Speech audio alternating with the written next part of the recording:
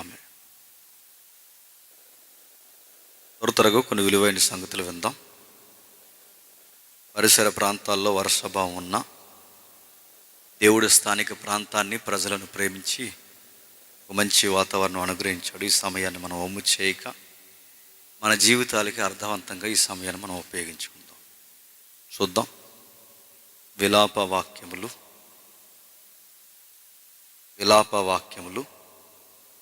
3వ అధ్యాయం. విలాప వాక్యములు 3వ అధ్యాయం సుమారు 6వ వచనం వరకు ఎవరైనా చదవండి. నేను ఆయన ఆగ్రహ దండము చేత బాధను అనుభవించిన నరుడను. ఆయన కటిక చీకటిలోనికి దారి తీసి దానిలో నన్ను నడిపించుచున్నాడు. మాటి మాటికి దినమెల్లా ఆయన నన్ను దెబ్బలు కొట్టుచున్నాడు. ఆయన నా మాంసమును నా చర్మమును క్షీణింప చేయుచున్నాడు. నా ఎముకలను విరగొట్టుచున్నాడు. నాకు అడ్డముగా కంచి వేసి ఉన్నాడు. విషమును మాచిపత్రిని నా చుట్టూ మొలిపించి ఉన్నాడు. పూర్వకాలమున చనిపోయిన వారు నివసించినట్లు ఆయన చీకటి గల స్థలములలో నన్ను నివసింపజేసి ఉన్నాడు. ఆయన నా చుట్టూ కంచె వేసి ఉన్నాడు. నేను బయలు వెళ్ళకుండానట్లు బరువైన సంఖ్యలు నాకు వేసి ఉన్నాడు. అందరి దగ్గర బైబిల్ ఉందిగా? ఆ మాటలు అందరికి స్పష్టంగా ఉన్నాయా?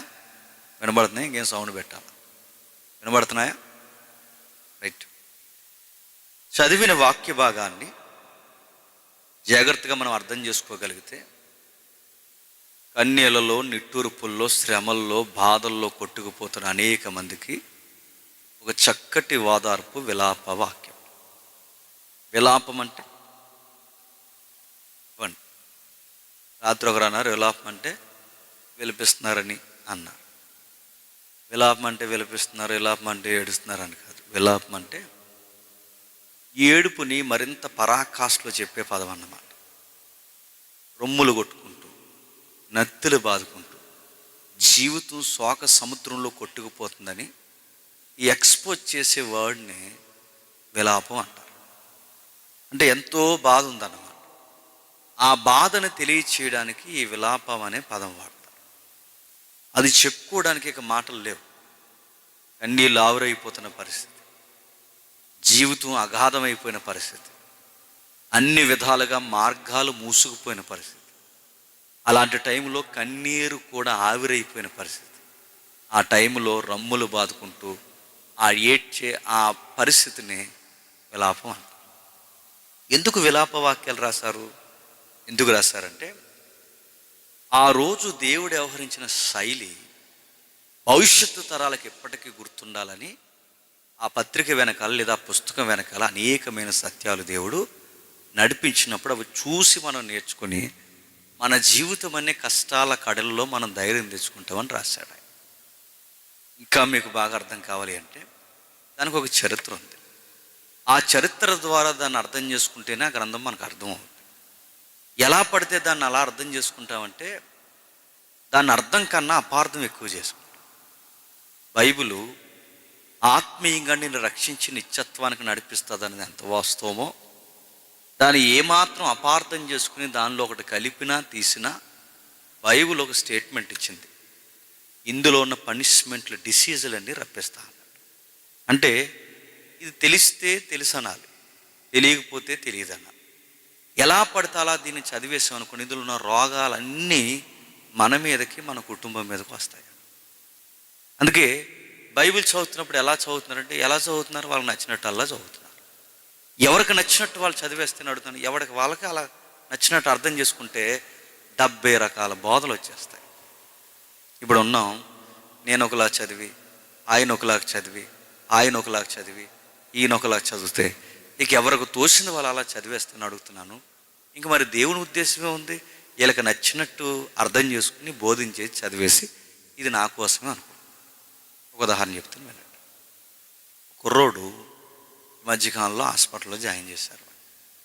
వాళ్ళు జాయిన్ చేస్తే ఎప్పుడూ బైబిల్ చదువుని ఈ మొహం ఆ రోజు బైబిల్ చదివి హాస్పిటల్కి వెళ్దాం అనుకున్నాడు. వాడికి ఇష్టమైన కీర్తన ఒకటి ఉందంట. ఆ 121వ కీర్తన చదివాడు. ఆ 121వ కీర్తన చదివి ఇంక దేవుడు నన్ను చాలా స్వస్థపరిచేస్తాడు, ఇంక నన్ను దేవుడు ఎడవడగాక ఎడబాయుడు అని వచనాలు చదువుకుని వచ్చాడు. తర్వాత నాకు చాలా ధైర్యం ఉందనియా అని అన్నాడు. ఈరా దేన్ని బట్టి ధైర్యం అంటే, ఆ 121వ కీర్తన చదివి 121వ కీర్తన చదివాను, నాకు చాలా ధైర్యం వచ్చిందంటే. అప్పుడు నేను అన్నాను, అసలు ఆ కీర్తన బ్యాక్గ్రౌండ్ తెలుసా అని అడిగాను. ఏంటనియా అన్నాడు. అది యాత్ర కీర్తన. ఆ యాత్ర అంటే నువ్వు ఇంటి నుంచి హాస్పిటల్కి అనుకోకు, డైరెక్ట్ ఓగయ్య, అదే ఆ కీర్తన అంటే. అవునా, అలాంటి చదివినంటే ఏమవుతుంది కదా అన్నాడు. నేను మళ్ళీ అడుగుతున్నాను, ఏదన్నా ఒక చదువుతున్నప్పుడు దానికి ఒక సందర్భం ఉంటుంది. చాలామంది భక్తులు విశ్వాసులు దైవజనుల దగ్గరకు వచ్చి ఏమంటారంటే, వారు మాట్లాడుతూ ఒక మాట అంటారు, దేవుడు మాతో ఏమైనా మాట్లాడతాడండి అని అడుగుతారు. దేవుడు మాకేమైనా చెబుతాడండి, దేవుడు మాకు ఏమైనా సెలవిస్తున్నాడండి అని అడుగుతారు. ఎలా మాట్లాడతాడు ఆయన? ఆకాశం విడిపోయి కుమారి ఏం చేస్తున్నావు అని అడుగుతాడు అనుకుంటున్నావా? దేవుడు ఎలా మాట్లాడతాడు అనుకుంటున్నావు? ఆ చిమ్మ చీకట్లో మెల్లని స్వరం నీకు ఏమైనా వినబడుతుంది అనుకుంటున్నావా? దేవుడు ఎలా మాట్లాడతాడు అనుకుంటున్నావు? ఈ వాక్యం చదివితే మాట్లాడు. అది ఎలాగండి అని మీరు అడిగితే, ఈ రాత్రి ఎవరెవరికి ఏ బాధలు ఏ ఇబ్బందులు నాకు తెలియదు, కానీ ఈ వాక్యాన్ని మీరు మనసు పెట్టి వినండి. ఈ వాక్యం నేరుగా మీతో మాట్లాడుతుంది. దేవుడు ఎలా మాట్లాడతాడంటే, ఎలా నాకు ఆ ప్రాక్టీసులు తెలియవు, కానీ నేనైతే ఒకటి చెప్పగలను, ఖచ్చితంగా వాక్యం ద్వారా దేవుడు మాట్లాడతాడు. అది ఎలా అంటే, ఒక ఉదాహరణ చెప్తాను. ఇప్పుడు నా లైఫ్లో ఏదో జరిగింది, ఏదో ప్రాబ్లం ఏదో జరిగినప్పుడు, ఇప్పుడు దేవుడు నా సమస్యకు సొల్యూషన్ కావాలి. ఎలా చెప్తాడు దేవుడు నాకు? వేరొక వ్యక్తి ద్వారా ఏమైనా పలికిస్తాడా? ఎలా చెప్తాడు దేవుడు నాకు? జ్యోతిష్యం చూసినట్టు ఇలా కొట్టి ఇలా తీసిన వెంటనే ఏదైనా రెఫరెన్స్ నాకు అలా హైలైట్ అయ్యి ఏమైనా కనబడుతుందా? డిస్క్లైమర్లో కనబడినట్టు నాకు ఎలా మాట్లాడతాడు దేవుడు? ఎలా చెప్తాడంటే, మీరు గమనించండి, నా లైఫ్లో ఏదైనా జరిగినప్పుడు ఆ సంగతిని నేను ఎలా డీల్ చేయాలో నాకు తెలియకపోతే, దాన్ని ఎలా డీల్ చేయాలో నాకు తెలియడానికి నాలాంటి శ్రమే, నాలాంటి బాధలే పడిన వారు ఆల్రెడీ బైబిల్లో ఎవరో ఉంటారు. ఆ పడిన వారు ఎవరో ఉంటారు, ఎవరో ఒకరు. నీ ప్రాబ్లం ప్రపంచంలో ఎవరికి ఎన్ని ప్రాబ్లమ్స్ ఉన్నాయో అలాంటి ప్రాబ్లమ్స్ మనకన్నా ముందు పడిన వారు ఎవరో బైబిల్లో ఉంటారు. ఎగ్జాక్ట్ రెఫరెన్స్ ఉండకపోవచ్చేమో, కానీ 90% నీలాగే బాధపడిన వాళ్ళు ఎవరో ఉంటారు. పిల్లలు లేక బాధపడుతున్నావు, నీలాటోళ్ళు ఉన్నారు బైబిల్లో. రోగాల చేత బాధపడుతున్నావు, నీలాటోళ్ళు ఉన్నారు సుదీర్ఘమైన రోగాలు భరించి. వ్యాపారాల్లో నష్టపోయి ఏం చేయాలో చేతులు ఎత్తేసిన ఉన్నాయి. అలాంటి బిజినెస్ చేసి నష్టపోయి దేవుడి దగ్గరికి వచ్చి బాగుపడిన వాళ్ళు ఉన్నారు బైబిల్లో. సేవ ఎలా చేయాలని ఎతుకులాట ఆడుతున్నావు, సేవ ఎలా చేయాలో నేర్చుకున్న సేవకులు ఉన్నారు బైబిల్. ఒక్కటేంటి, సంసారము, సేవ, వ్యక్తిగత జీవితం, యవ్వన జీవితం, పుట్టుట గిట్టుట అన్ని విషయాలు బైబిల్లో ఉన్నాయి. ఈ సంగతులన్నీ ముందుగా ఎందుకు రాయబడ్డాయంటే, అవి చదువుతున్నప్పుడు ఆ రోజు దేవుడు వారిని అలా డీల్ చేశాడంటే, రేపు నన్ను కూడా అలాగే డీల్ చేస్తాడు. అంటే ఇప్పుడు ఆ పరిస్థితుల్లో ఉన్న వ్యక్తి ఎలా వ్యవహరిస్తే దేవుడితో దగ్గరయ్యాడో, నేను కూడా అలాగే దేవుడితో వ్యవహరిస్తే దేవుడు నాకు కూడా దగ్గరయ్యి పరిస్థితుల్లోంచి దేవుడు నాతో మాట్లాడతాడని అర్థం చేసుకోవడానికి ఆ సందర్భాన్ని దేవుడు రాయించాడు. అందుకు బైబిల్ అలా చదవాలంటే, కొన్ని పరిస్థితులు, కొన్ని క్యారెక్టర్లు దేవుడు ఎందుకు రాయించాడంటే, మనకి కొన్ని పాఠాలు నేర్చుకోవడానికి రాయించాడు. ట్రిబుల్ తగ్గించాం. చూద్దాం. రాస్తున్న మాట మీరు జాగ్రత్త గమనించండి. ఎవరో మాట్లాడుతున్నాడు, నేను ఆయన ఆగ్రహ దండము చేత బాధను అనుభవించినారు. ఎవరో బాధపడుతున్నారు. ఎవరండి అంటే, విలాప వాక్యాలు రాసింది ఎవరు? యిర్మీయా గారు. ఎప్పుడు గుర్తుపెట్టుకోండి, బైబిల్లో ఒక పుస్తకం అర్థం కాకపోతే ఆ పుస్తకానికి మరొక పుస్తకానికి లింక్ ఉంటుంది. ఆ పుస్తకాన్ని అర్థం చేసుకుంటేనే ఈ పుస్తకం అర్థం. ఈ బైబిల్లో ఇప్పుడు విలాప వాక్యాలు అర్థం కావాలంటే దీనికి ఒక లింక్ డాక్యుమెంట్ లాంటి పుస్తకం ఉంది. అది అర్థమైతేనే ఇది అర్థమవుద్ది. ఇంతకీ ఇది రాసింది ఎవరంటే యిర్మీయా గారు. యిర్మీయా గారు ఈ పుస్తకం రాశాడంటే ఈ పుస్తకానికి 100% లింక్ డాక్యుమెంట్ ఏదన్నమాట? యిర్మీయా గ్రంథం. అంటే యిర్మీయా గ్రంథం ఏంటో అర్థమైతేనే విలాప వాక్యాలు ఏంటో అర్థమవుద్ది. మీరు కంగారు అయిపోయి ఈ రాత్రి అంతా యిర్మీయా గ్రంథం చెప్తానని అనుకోకండి. జస్ట్ బ్రీఫ్ చెప్తాను వినండి. ఏంటి ఇర్మీయా గ్రంథం అంటే? నేపథ్యం. ఇశ్రాయేలుకి కళ్ళు నెత్తి మీదకు పోయాయి. ఎందుకు కళ్ళు నెత్తి మీదకు పోయాయి? ఎందుకు కళ్ళు నెత్తి మీదకు పోయాయి అంటే, 5 ఏళ్ళు నోట్లోకి వెళ్ళాయి అనుకోండి, మనిషికి సుఖం బాగా ఎక్కువైంది. వారి కళ్ళు నెత్తి మీదకు పోవడమే కాదు, సుఖం మరిగారు. వారు సుఖం మరగడమే కాదు, దేవుణ్ణి మరిచారు. దేవుణ్ణి మర్చిపోవడమే కాదు, ఎక్కిరించే పనులు ఎక్కువ చేస్తారు. పొట్టలు బాగా నిండాయి, కళ్ళు బాగా మత్తెక్కాయి, మంచి ఇల్లు ఉన్నాయి, ఆ సుఖాలు బాగా మరిగారు. ఇక దేవుడిని పూర్తిగా మర్చిపోయారు. దేవుడు, ప్రార్థన, విశ్వాసం, బైబిల్, బోధ, ప్రవక్త, దీర్ఘదర్శి ఇలాంటి పదాలు పూర్తిగా కనుమరుగయ్యాయి. ఇలా పూర్తిగా దేనికి నేర్చుకున్నారంటే కారణం సుఖం బాగా మరగడం నేర్చుకున్నారు. అలా టైంలో దేవుడు ఇశ్రాయేలుకి కొన్ని మాటలు చెప్పాడు. ఏమని చెప్తున్నాడు? రే, మీరు దేవీ దేవతల వైపు తిరుగుతున్నారు, పైగా నన్ను మర్చిపోయారు, ఇలాంటి సుఖభోగాలు బాగా మరిగారు, సరంబీలేసిన ఇళ్లలో మీరు బాగా సుఖపడుతున్నారా? అసలు ఇల్లు ఇచ్చిన నన్ను మర్చిపోయారేంట్రా? ఆరోగ్యం ఇచ్చిన నన్ను మర్చిపోయారేంట్రా? ఐగుప్తిలో మీ పితరుల పరిస్థితి ఎలాంటిది? ఊడికేడ్చారు, గుడ్డకేడ్చారు, నీడకేడ్చారు, నిలవరమైన గుడారం లేక నిలవలేక ఏ దేశంలో నిలబడలేకపోతే ఐగుప్తిలో 430 సంవత్సరాలు మీ పితరులు బానిసలుగా ఉంటే అక్కడి నుంచి విడిపించుకొచ్చి ఈరోజు మీకు స్వేచ్ఛ భూభాగాన్ని ఇచ్చి మీకు ఇల్లు, వాకిలి, నీడ, జీవితం, ఆరోగ్యం, పిల్లలు, మీ పిండి పిసుకు తొట్టే, మీ బుడ్డులో నూనె, సర్వ సమృద్ధిగా నేను మారుస్తుంటే ఇంత చేసి నన్ను మర్చిపోయారేంట్రా అని దేవుడు అడిగితే, ఆ అడుగుతున్నప్పుడు వీళ్ళ బుర్రలకు ఎక్కలేదు. ఎందుకంటే మందమద్దులు అయిపోయారు. ఎవరు? ఇశ్రాయేల్. మనం కూడా అంతే కదండి. మనం కూడా ఎంత చెప్పినా దేవుడు ఇచ్చినంతసేపు బాగానే ఉంటాం, దేవుడు ఇచ్చిన తర్వాత దేవుడిని మర్చిపోతాం. ఆరోగ్యం లేదని ఏడుస్తాం, ఆరోగ్యం ఇచ్చాక చర్చకి కూడా తిరుగుతాం. డబ్బులు లేవు అని ఏడుస్తాం, డబ్బులు ఇచ్చిన తర్వాత రెస్టారెంట్లో తిరుగుతాం. సుఖం లేదని ఏడుస్తాం, సుఖం వచ్చిన తర్వాత చర్చకు వచ్చి నిద్రవుతాం. మీరు చూడండి, దేవుడు ఏదన్నా చేయలేనంతకాలం చేయలేదని ఏడుస్తాం. దేవుడు ఏదైనా చేశాడు అనుకోండి, ఆ సుఖంలో దేవుడిని మర్చిపోతాం. ఇశ్రాయేలు కూడా అలాగే మర్చిపోయారు. దేవుడు మర్చిపోతే దేవుడు ఇర్మీయాను పంపించాడు. ఇర్మీయా, ఇలా రా, నీకు విషయం చెప్పాలి. ఏంటి ప్రభువా అని అడిగితే, నేను తల్లి గర్భం నుంచి వేరు చేసుకుని ఒక ప్రత్యేకమైన పిలుపునిచ్చి ఇశ్రాయేలుకి నీకు ఒక బోధ చేయాలి, నువ్వు సువార్త చేయలేరా? ఏం సువార్త చేయాలి ప్రభు? నేను చెప్తున్నాను కదా, నువ్వేం చెప్తావంటే ఇశ్రాయేలు దగ్గరికి వెళ్ళు, వాళ్ళు నన్ను మర్చిపోయారని జ్ఞాపకం చేయి. వాళ్ళు ఎలాగే ఉంటే కనుక వాళ్ళ పిండి పిసుకు తొట్టే వాళ్ళకి విరుద్ధం అయిపోద్దని చెప్పు. వాళ్ళు ఎలాగే ఉంటే వాళ్ళ ఆరోగ్యాలు తిరగబడిపోతాయని చెప్పు. నా ఆజ్ఞలు మానేసి నా ధర్మశాస్త్రాన్ని పక్కన పెడితే వాళ్ళ గుడారాల్లోనికి తెగుళ్ళు తోరుతాయని చెప్పు. వారి పంట పొలాలు పండవని చెప్పు. వాళ్ళ కడుపులు నిండవని చెప్పు. వాళ్ళ కుటుంబాలు వాళ్ళకే వ్యతిరేకం అవుతాయని చెప్పు.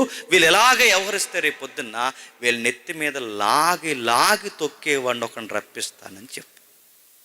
వెళ్ళి ఇర్మీయా ఈ ప్రసంగం చెప్పి ఇర్మీయా అంటే ఇర్మీయా సీరియస్గా ప్రసంగం చెప్పడానికి వచ్చాడు. ఇలా నిలబడ్డాడు.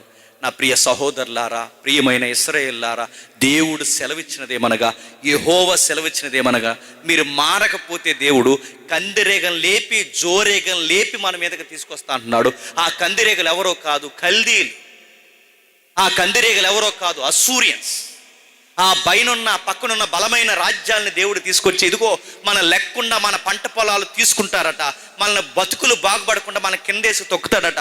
మన పితరులని, మన యవనస్తులను, మన యవన స్త్రీలను, మన సంసారం చేస్తున్న తల్లులను ఈడ్చికి వెళ్ళిపోతారంట. మన ఇంటి పెద్దవారిని రోడ్ల మీద లాగి చంపుతారంట. దేవుడు ఇలా జరుగుతుందని నన్ను చెప్పమని పంపించాడంటే మొత్తం ప్రసంగం విని ఇలా అన్నారంట, దేవుడు అలా చేయడులే అన్నారు. అలా ఎందుకు చేయడని అడిగితే వీళ్ళు అన్నారట, మన దేవుడు ఏమై ఉన్నాడు మీరు చెప్పండి. అదే గొడవ ఇప్పటి నుంచి అప్పటి వరకు. మన దేవుడు ఏమై ఉన్నాడు? జెర్మియా ఏమై ఉన్నాడు? మన దేవుడు ఏమై ఉన్నాడు ఏంటి? ప్రేమై ఉన్నాడు. ప్రేమ కలిగిన దేవుడు ఇన్ని చేయిస్తాడా? మన దేవుడు ప్రేమ కలిగిన దేవుడు ఎలా చేస్తున్నా ఎలా అంటున్నావు ఇర్మీయా? చేయనివాడు గనక చేయనివాడు. అందుకే మన దేవుడు కాపాడుతాడు. పైగా మనకి ఇచ్చిన వాగ్దానం ఏంటి? ఇశ్రాయేలును కాపాడు దేవుడు, కొనకడు నిద్రపోడు. అలాంటి పనులు ఇశ్రాయేలు మీద ఎందుకు చేస్తాడు? అది కాదురా, మీరు దేవుడు కొనకడు నిద్రపోడు అంటే ఎప్పుడు? మీరు ఆయన మాట విన్నప్పుడు మీరు రాకపోకలు ఎందుకు కావలి ఉంటాడు. మీరు ఆయన మాట విన్నప్పుడు ఆయన కొనకడు నిద్రపోడు మిమ్మల్ని కాపాడుతాడు. మీరు ఆయన వైపుకు తిరిగి ఆయన రక్షణలో నిలకడ ఉన్నప్పుడు ఆయన మిమ్మల్ని కాపాడుతాడు. అప్పుడు వర్తిస్తుంది. కానీ ఈ స్టేట్మెంట్ మీరు ఆయన మర్చిపోయి మీరు ప్రార్థన మానేసి ఇలాంటివన్నీ చేస్తే మిమ్మల్ని ఎలా కొనక నిద్రపోక కాపాడతారో ఏంటి ఈ పిచ్చి పనులు? దేవుడు నన్ను ఇలా చెప్పమన్నాడని చెబితే మొత్తం విన్న తర్వాత నీ ప్రసంగాలు తప్పు అన్నారు.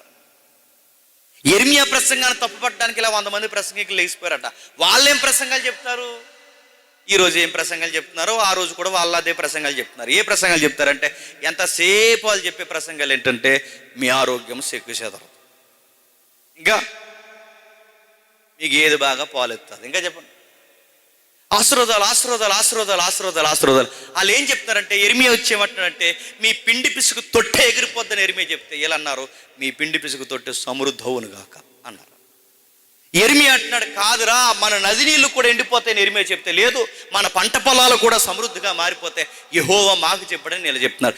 100 మంది ఒక్కటే చెబుతున్న ఈ మాట నమ్ముతారా, ఈ ఒక్కడ చెబుతున్న ఈ ఒక్కడ ప్రసంగం నమ్ముతారా చెప్పండి? ఈ 100 మంది ప్రసంగమే నమ్మారు. ప్రజలందరూ కలిసి అన్నారు ఎరిమియా తప్పుడు ప్రసంగాలు చెప్తున్నారు. దేవుడు వెళ్ళి చెప్పాడు, దేవా అలా కాదు ప్రభు నేను చెప్తుంటే వాళ్ళు వింటలేదంటే మళ్ళీ అంటాడు దేవుడు కొంచెం వాళ్ళని చూసి నాకు జాలి వేస్తుంది, ఇంకొకసారి చెప్పు అంటాడు.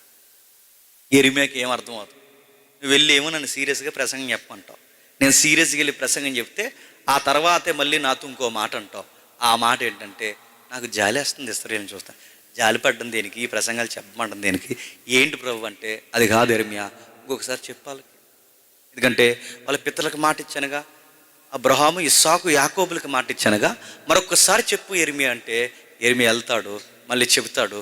ఆ ఎరిమియా చెబుతాడు ఒరే దేవుడు మళ్ళీ చెబుతున్నాడు రా, మాట వినకపోతే మన యవనస్తులందరూ చనిపోతారట్రా, మాట వినకపోతే మన దేశాన్ని దేవుడు 70 సంవత్సరాలు 70 మీరు ఫిగర్ కూడా రాసుకోండి 70 సంవత్సరాలు అని చెబుతున్నాడు. ఇశ్రాయేల్ ద్వారా మీరు ఫిగర్ రాసుకోండి 70 సంవత్సరాలు దేవుడు చెరక పంపించేస్తాడంట. దేవుడు నాకు చెప్పాడు స్వయంగా ఇది చెప్పమని, మీరు మారకపోతే 70 ఏళ్ళు దేవుడు చెరక పంపేస్తాడని చెప్తున్నాడంటే మొత్తం వినన్నారట. అలా చేయలే అన్నారు. మొత్తం విన్న తర్వాత అలా చేయడంటే అలా చేస్తాడని నాతో అంటున్నాడంటే అప్పుడు అన్నారట ఎరిమియా నువ్వు ఈసారి ఇలాంటి ప్రసంగాలు కానీ చెప్పు అనుకో కొడతామేమనుకుంటున్నావు, ఇప్పుడు మా కొంపలు పాడైపోవాలని చేస్తావు, వీడి ప్రసంగాలు మా ఇల్లు పాడైపోవాలని చేస్తావు, మా వాకులు పాడైపోవాలని చేస్తావు, మా జీవితాలు పాడైపోవాలని చేస్తావు, ఎప్పుడు దేవుడిని ఏదో మాకు శత్రువుల్లో చూపిస్తే ఇలాంటి ప్రసంగాలు చేస్తావేంటి, ఇలాంటి ప్రసంగం చేసేవంటి ఎరిమియా చెప్తాం కొడతాం ఈసారి ఇంకా గట్టిగా మాట్లాడాడు నూతులోకి విసిరేస్తామేమనుకో. ఎరిమియాకి గట్టి వార్నింగ్ ఇచ్చారు. ఆ బాధలు ఎరిమియా వచ్చాడు. ఎరిమియా చెబుతున్నాడు దేవా నువ్వు చెప్పమంటావు నేను వెళ్ళి చెబుతాను, వారు వినరు, వాళ్ళు చెబుతుంటే అలా చూస్తారు ఇలా చూస్తారు, మళ్ళీ నువ్వు చెప్పమంటావు నేను వెళ్ళి చెబుతాను, వాళ్ళు మొత్తం వినేమంటారంటే అలా చేయడంటారు. వాళ్ళ నమ్మకానికి మరింత నమ్మకం, ఆ 100 మంది రెడీ అయిపోయారు అలా చేయరని. నేను ఎంత చెప్పినా వాళ్ళు వినడం లేదు ప్రభువా, నన్ను ఏం చేయమంటావు, నువ్వేమో తీరా వెళ్ళి చెప్పిన తర్వాత నాకు జాలేస్తుందంటావు, ఇలాంటి సేవ చేసే కన్నా చేయకపోవడం మంచిదని నాకు అనిపిస్తుంది ప్రభువా అన్నాడు. ఎరిమియాలో మాట ఉంటుంది మీరు చదవండి వెళ్ళిన తర్వాత. నాకు ఇలాంటి సేవ చేయాలనిపిస్తుంది, ఎందుకంటే నువ్వు చెప్పమంటావు ఒక్కడ విండు ఒక్కడ మారడు, వాళ్ళేమో నన్ను తిడతారు, వాళ్ళేమో నన్ను కొట్టడానికి ప్రయత్నం చేస్తారు, నువ్వేమో వాళ్ళకి చెప్పమంటావు. ఈ మూర్ఖులకి చెప్పే కన్నా చెప్పకుండా ఉండడం మంచిది, ఈ పరిచర్య మినిస్ట్రీలు చేయడం నా వల్ల అవ్వట్లేదు, నేను ఆగిపోదాం అనుకుంటున్నాను ప్రభువా అన్నాడు. కానీ ఎరిమియా ఆగలడా? ఆగలేడు. ఎందుకు చెప్పనా, దేవుని చేత నిజంగా పిలువబడిన ఏ సేవకుడైనా ఆగిపోదామని అప్పుడప్పుడు అనిపిస్తుంది, కానీ ఆగలేము. ఎందుకు చెప్పనా, సంఘాన్ని సువార్తని నడిపిస్తున్న వాళ్ళకి మనుషుల చేత చాలా బాధ ఉంటుందండి. ఎంత బాధ అంటే ఆడాడు గొడవ పెట్టుకుని ఎవరి మీద కోపం ఇస్తారు చెప్పనా, నా మీద కోపం ఇస్తారు. నాకు సంబంధం ఏంటండి, ఈడు కోపమించి పాస్టర్ గారి మీద కోపమించి వీళ్ళిద్దరూ కలిసి ఏమంటారంటే ఇంక రేపు నేను సంఘానికి రావండి అంట. మరి మీరిద్దరు గొడవ పెట్టేసుకుని సంఘం మీద కోపమించడం ఏంటి, పైగా మళ్ళీ ఏమంటారు చెప్పిన పాస్టర్ గారు కనీసం ఒక మాట కూడా అడగలేదు.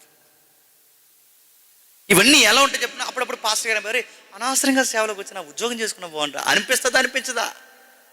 ఇలా సువార్త చేస్తూ వెళ్తుంటారు, ఆ సువార్త చేస్తుండగా చూస్తుండగా మొఖం మీద ప్యాన్ని లేదు. గౌరవంగా బతికిన 30 ఏళ్ళు 40 ఏళ్ళు గౌరవంగా బతికిన ఆ గౌరవం మీద ఒకేసారి నలుగురు మధ్య ఇలా ప్యాన్ని లేసి ఈ అరిచేత్తో ఒకేసారి ఇలా దవళ్ళ మీద కొడితే ఆ గౌరవం అంతా ఒకేసారి పోయినప్పుడు ఏమనిపిస్తుంది చెప్పండి? ఇలాంటి సేవ చేసిన ఒకటే మానేసిన ఒకటే, ఇలాంటి ప్రజల కోసం మనం కష్టపడుతున్నామని మానేవాళ్ళు అనిపిస్తుందా అనిపించదా? అప్పుడప్పుడు అనిపిస్తుంది, ఏ సేవకుడికైనా ఎదురవుతే ఇలాంటివి మానేద్దాం అని అనిపిస్తుంది. అలా మానేద్దాం అనుకున్నప్పుడు సర్లే అని మళ్ళీ వెళ్తున్నప్పుడు మళ్ళీ మానేద్దాం అనిపిస్తుంది. మానేసి కానీ పొరపాటున ఏ సేవకుడైనా సేవ మానేసి 1,00,000 రూపాయలు ఉద్యోగంలో జాయిన్ అయితే ఒక సేవకుడిగా నేను చెప్తున్నాను, ఆయనకి నెలకు 1,00,000 2 లక్షలు వచ్చినా, మళ్ళీ చెప్తున్నాను నెలకి 1,00,000 2 లక్షలు వచ్చినా ఆయనకి ఆ నెలకి 1,00,000 2 లక్షలు తృప్తి దొరకదు. శాలరీ అయితే వస్తుంది, గౌరవం అయితే వస్తుంది, కుటుంబంతో ఉండే స్పేస్ దొరుకుతుంది, అంతా బాగుంటుంది. కానీ ఆయనకు లోపల ఒక తృప్తి ఉంటుంది. ఆ తృప్తి ఆ శాలరీలో దొరకదు, ఆఫీస్లో దొరకదు, ఆ స్నేహితుల దగ్గర దొరకదు, ఎక్కడ దొరకదు. ఆ మనస్సుకి మనశ్శాంతి ఎక్కడ దొరుకుతుంది అంటే సాయంత్రానికి ఒక ఈదికి పోయి 4 మాటలు చెప్పి ఆ కలిగిన కలో మెతుకులో తిని మళ్ళీ సాయంత్రం వచ్చి ప్రార్థన చేసుకుంటే వచ్చే తృప్తి ఉంటుందే, ఆ తృప్తి కోట్ల రూపాయలు పెట్టుకొనినా రాదు. చాలామంది ఉద్యోగాలు, ఉన్నతమైన స్థితులు ఎందుకు వదిలిచ్చేస్తారు చెప్పిన సేవలోకి? వాళ్ళకి తృప్తి దొరకదు. అక్కడ వాళ్ళకు తృప్తి ఎక్కడ దొరుకుతుంది అంటే ఆ సేవలో దేవుని కోసం 4 మాటలు చెప్పి ఆ ఈదులో దేవుని కోసం అలా అలసిపోయి తిరుగుతుంటే తిట్టుకున్నా కొట్టుకున్నా మనుషులు ఏమనుకున్నా దేవుడు చెప్తుంది చేస్తున్నామని ఒక ఆన్సర్ ఉంటుంది చూసారా, ఆ ఆన్సర్ అది తృప్తినిస్తుంది.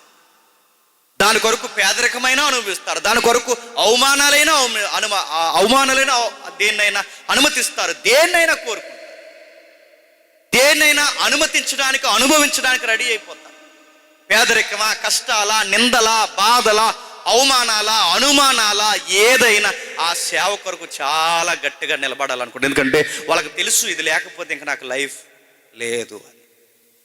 నాకు నెలకు 2 లక్షలు వచ్చినా ఈ సేవ లేకపోతే నాకు లైఫ్ లేదని అర్థమవుతుంది. ఎందుకంటే నాకు ఈ సేవలు ఏమి కలిసి రాకపోవచ్చు, నాకేమి కలిసి వచ్చే బహుమతులు ఏమి దొరకపోవచ్చు, కానీ ఆ దేవుడి కోసం చెప్పకపోతే నా మనసులాగా ఉండదు. ఈ బాధలు ఊగేశాడు ఎవరు? యెరెమీయా. అలా ఊగాడు, ఎలా ఊగాడు, అలా ఊగాడు, ఎలా ఊగాడు. ఆ ఊగి అన్నాడు, ప్రవ్వా ఇంకెంత తిరిగి నాకు ఎక్కడా తృప్తి దొరకట్లేదు, సర్లే వెళ్తానులే అని మళ్ళీ వెళ్ళాడు. ఆ వెళ్ళినప్పుడు మళ్ళీ వాళ్ళు విన్నారు, విన్న తర్వాత మళ్ళీ అన్నారు, అలా అనలే, మా తెలుసు దేవుడు ప్రేమై ఉన్నాడు యెరెమీయా, ఇంకా నువ్వు నేర్చుకోవాలన్నారు. ఎవరిని? యెరెమీయా. దేవుడు అలాంటి ఈ ప్రసంగాలు నేను చెప్పమన్నాడు లేదు, కానీ నువ్వు మాత్రం ఆయన వంకెట్టుకుని బాగా చెప్తున్నావు మాకు, నేను మాత్రం వినంగాక వినవంటే ఇక వచ్చేసాడు. మళ్ళీ దేవ వింటలేదు ప్రభు అంటే, వెయిట్ యెరెమీయా ఇలా రావు ఒకసారి అన్నాడు. ఏం చేయను ప్రభు అంటే, ఈసారి చెప్పేటప్పుడు స్టైల్ మార్చు. స్టైల్ అంటే ఎస్ఎస్ఎస్ అనమని కాదు, ఈ మధ్య తెలుగు రానట్టు మాడుతున్నారు కదా, అది కాదు. స్టైల్ మార్చడం అంటే డ్రెస్ కోడ్ మార్చడం కాదు.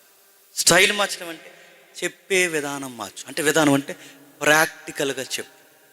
ఎలా ప్రాక్టికల్గా చెప్పాలి? వచ్చాడు, ఇలా రా యెరెమీయా, ఇలా రా ఒకసారి ఆ స్టిక్ తీసుకున్నాడు, నీ లెగ్ పైకెత్తు, ఎత్తాడు.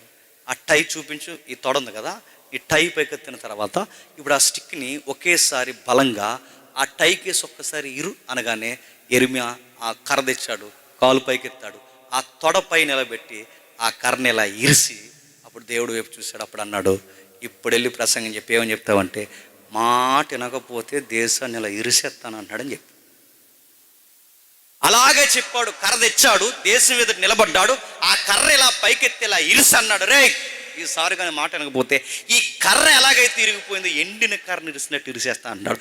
ఈ చెప్పమన్నాడు దేవుడు అంటే మొత్తం వినన్నారట. అలా ఎర్రలే మా తెలుసు అన్నారు. ఇదే యెరెమీయా గ్రంథం అంటే, మీరు యెరెమీయా గ్రంథం నేపథ్యం ఏమనుకుంటున్నారు? ఇదే యెరెమీయా గ్రంథం మొత్తం నడిచేది.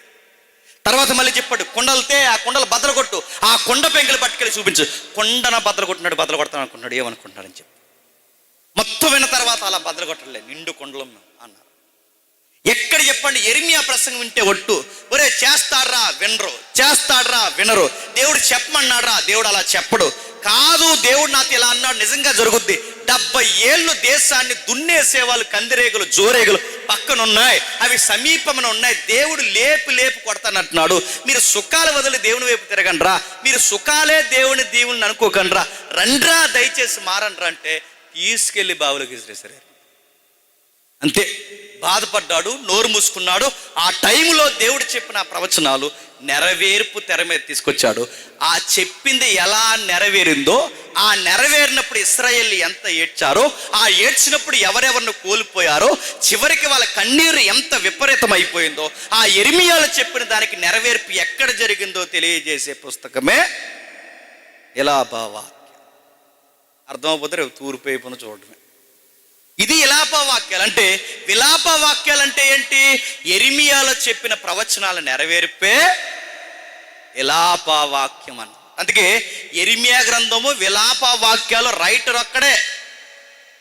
అక్కడ ఏం జరిగిందో తెలియజేస్తున్న పుస్తకం ఇదంటే. యెరెమీయాలో చెప్పాడు, వస్తారు, ఆ అన్య తెగలు వస్తాయి, రావడమే కాదు మిమ్మల్ని కిందేసి తొక్కేస్తారు. దేవుడు పనిష్మెంట్ ఇవ్వాలనుకుంటే ఎలా ఇస్తాడంటే అన్ని వేళ ఒకేలా ఇవ్వడాయన. ఆకాశం నుంచి అగ్ని పంపించడం, ఆకాశం నుంచి పిడికి పంపించడం అంతొద్దు. అలా చేయడా ఆయన. మరి ఏం చేస్తాడు? నీ పక్కన ఎవరినొకరిని లేపుతాడు. ఆ లేపునోని నీ ద్వారా గిచ్చి గిచ్చి తొక్కి తొక్కి నేను ఇబ్బందులకు గురి చేస్తాడు. ఎందుకు? నువ్వు మాట వినాలి. ఇశ్రాయేలు రాజ్యానికి బుద్ధి చెప్పడానికి దేవుడు ఎంపిక చేసింది మరొక బలమైన రాజ్యాన్ని ఎంపిక చేశాడు. ఆ బలమైన రాజ్యం పేరు కల్దీలు. ఆ బలమైన రాజ్యం పేరు అస్సూరియన్స్. అంతకుముందు ఆ బలమైన రాజ్యం పేరు ఐగుప్తి. పంపించారు, వచ్చారు. వచ్చి ఏం చేశారు? చెడు కూడా ఆడేశారు. వీళ్ళు ఏం చేశారో, ఎంత ఘోరంగా వీళ్ళని ఇబ్బంది పెట్టారో ఒక్కసారి 5వ అధ్యాయం మొదటి వచనం చదవండి. 5వ అధ్యాయం మొదటి వచనం. 5వ అధ్యాయం మొదటి వచనం. మాకు కలిగిన శ్రమ జ్ఞాపకము చేసుకొనుము, దుష్టించి మా మీదకి వచ్చి నింద ఎట్టుదో చూడుము, మా స్వాస్యము పరదేశుల వశమాయను. ఇప్పుడు చేస్తున్నారండి ప్రార్థన. యెర్మియా ప్రార్థన చేయమని చెప్పి ప్రార్థన చేశారా? యెర్మియా బైబిల్ చదవమని చెప్పి బైబిల్ చదివారా? యెర్మియా మాట వినమన్నంత సేపు మాట విన్నారా? ఇప్పుడు ప్రార్థన చేస్తున్నారు. ఏమని ప్రార్థన చేస్తున్నారు చూడండి. యెహోవా మాకు కలిగిన శ్రమను జ్ఞాపకం చేసుకుంటే దాని అర్థం ఏంటి? ప్రేయర్ చేస్తున్నారు. ప్రార్థన ప్రారంభించారు. జ్ఞాపకం చేసుకో, దుష్టించి మా మీదకి వచ్చిన నింద ఎట్టుదో చూడుము. నింద ఎట్టుదో చూడటం ఏంటి? ఇది వస్తాదని ముందే చెప్పాడుగా, ఇలా జరుగుద్దని ముందే చెప్పాడుగా.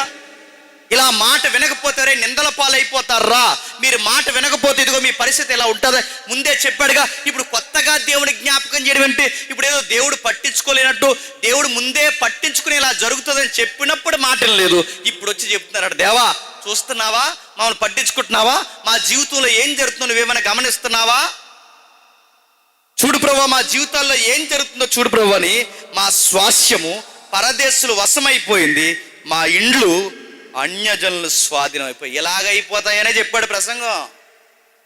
ఇలా జరుగుద్దనే చెప్పాడు ప్రసంగం. రే మన ఇల్లు ఏ ఇళ్లలో అయితే మీరు సుఖపడుతున్నారో ఆ ఇల్లు ఎత్తుకుపోయే వాళ్ళు వస్తున్నారు. ఏ తిండిలో అయితే సుఖపడుతున్నారో ఆ తిండి దొరకకుండా మార్చే శత్రువులు వస్తున్నారు. ఏ భూభాగాన్ని చూసి మురిసిపోతున్నారో ఆ భూభాగం మీదకే గుర్రాల సైన్యాన్ని దించి మిమ్మల్ని అడుగు కూడా కదలనివ్వకుండా బంధించేసే వాళ్ళు వస్తున్నారు. ఎందుకు వస్తున్నారు? ఇలా రావడానికి కారణం, పంట దొరకకుండా చేయడానికి కారణం, నీళ్ళు చుక్క కూడా దొరకకుండా చేయడానికి కారణం, వీటన్నిటికీ కారణం ఒకటే, మీరు దేవుణ్ణి మర్చిపోయారు. దేవుడిచ్చినవి తీసుకుని దేవుడిని మర్చిపోయారు కనుక దేవుడు పంపించాడు. మీ ఇల్లు లాక్కుంటారు, మీరు పరదేశులు అయిపోతారు, చివరికి అన్యులు మీకు అధికారులు అయిపోతారు. చివరికి ఎలా ఉంటుందంటే సొమ్ము ఒకటిదే, సోకు ఒకటిదే అయిపోద్ది. అంటే మీ సొమ్ముతో వాడు సోకు చేస్తాడు, మీ ధనంతో వాడు పెట్టరేగిపోతాడు. ఎంతగా కింద చెప్తున్నాడు, మేము దిక్కు లేని వారము, తండ్రి లేని వారము, మా తల్లులు విధవరాండ్లు అయిపోయి ద్రవ్యమిచ్చి నీళ్లు తాగితిమి, మమ్మల్ని తరుము వారు మా మెడల మీదకి ఎక్కి ఉన్నారు. ఏంటట? మేము దిక్కు లేని వారము, తండ్రి లేని వారం అయిపోయి. ఏం చేస్తారు ఆ కల్దీలు వచ్చి? ఏం చేస్తారు అస్సూరియన్స్ వచ్చి? లేదా ముందు బలమైన రాజ్యాలు వచ్చి ఏం చేస్తారు? మేము దిక్కు లేని వారము, తండ్రి లేని వారము, మా తల్లులు విధవరాండ్లు అయిపోయారు. మా తండ్రులందరినీ చంపేశారు, మా తల్లులు మాత్రం విధవరాండ్లుగా తిరుగుతున్నారు. చివరికి ఎంతగా బాధ పెడుతున్నారంటే మగాడు లేని ఇల్లుగా మార్చేశారు ప్రతి ఇంటిని. దేశంలో మా తలకాయల్ని తీసేశారు, మా పెద్దవారిని చంపేశారు, ద్రవ్యమిచ్చి నీళ్లు తాగుతున్నాం. ఈరోజు మనకు టెక్నాలజీ ఎక్కువైపోయి తాగుతున్నాం. వాటర్ బాటిల్ కొనుక్కుని వాళ్ళకి దరిద్రం ఎక్కువైపోయి తాగుతున్నారు. వాళ్ళ దరిద్రం ఎంత దరిద్రం చెప్పినా, వాళ్ళ నది నీళ్ళట వాళ్ళే తాగడానికి అక్కడ పై ఎగువ ప్రాంతాల నుంచి వస్తున్న నదుల్ని ఈ శత్రువర్గం కల్దీలు ఎవరైతున్నారో అక్కడ నదులను ఆపేశారంట. కింద ఓటలు ఏవైతే దిగారో ఆ ఓటల మీద వీళ్ళ తెస్టేసి ఆ నది నీళ్లు వీళ్ళ తాగాలన్నా ఆ నది కూడా పన్నేసి, అంటే ట్యాక్స్ కూడా వసూలు చేశారంట. వాళ్ళ నది నీళ్ళు వాళ్ళ తాగడానికి ఎంత బాధ అయిపోతుంది, వాళ్ళ పండిన పంట తెచ్చుకోవడానికి వాళ్ళకి ఎంత బాధ అయిపోతుంది. చివరికి దేశాన్ని పూర్తిగా వాళ్ళ బలముతో, అధికారంతో వాళ్ళు అలా పట్టేసుకున్నారంట. చివరికి చెప్తున్నాడు కిందకి, మా తల్లులు దిక్కులేని వారు విధవరాండ్లు అయిపోయారు, మా తండ్రులను చంపేశారు, ద్రవ్యమిచ్చి నీళ్లు తాగుతున్నాం. చివరికి ఏదైనా గుప్పెడి మెతుకులు, ఆ ధాన్యం ఈ ధాన్యం పోగేసుకుని గుప్పెడి మెతుకులు ఏదన్నా వండుకుందాం అనుకుంటే ఆ వండుకోవడానికి ఎండిపోయిన కట్టెలు కూడా మాకు అమ్ముతున్నారు. ఈ రోజుల్లో కట్లు కొనుక్కున్నామంటే అర్థం ఉంది. క్రీస్తు పూర్వం 2000 చిల్లర లేదా 3000 పైచిలకు లేదా 2500 సంవత్సరాల క్రితం సుమారు ఇన్ని వేల సంవత్సరాల క్రితం కట్లు కొనుక్కోవడం ఏంటండి? ఎండిపోయిన వాళ్ళ కట్టెలు వాళ్ళే కొనుక్కుంటున్నారట, వాళ్ళ నది నీళ్లు వాళ్ళే కొనుక్కుంటున్నారట, వాళ్ళ పంటను వాళ్ళ దగ్గర కొనుక్కుంటున్నారట. దేశం ఎలా అయిపోయిందంటే వాళ్ళ పెద్దవారిని అందరిని చంపేయడమే కాదు, పొట్ట కూటికై ఐగుప్తీలకి అశూరీలకి చివరికి లోబడిపోయాల్సిన పరిస్థితి వస్తుంది. ఏడ్చాం, గతంలోనే ఏడ్చాం, ఇప్పుడు ఏడ్చాం.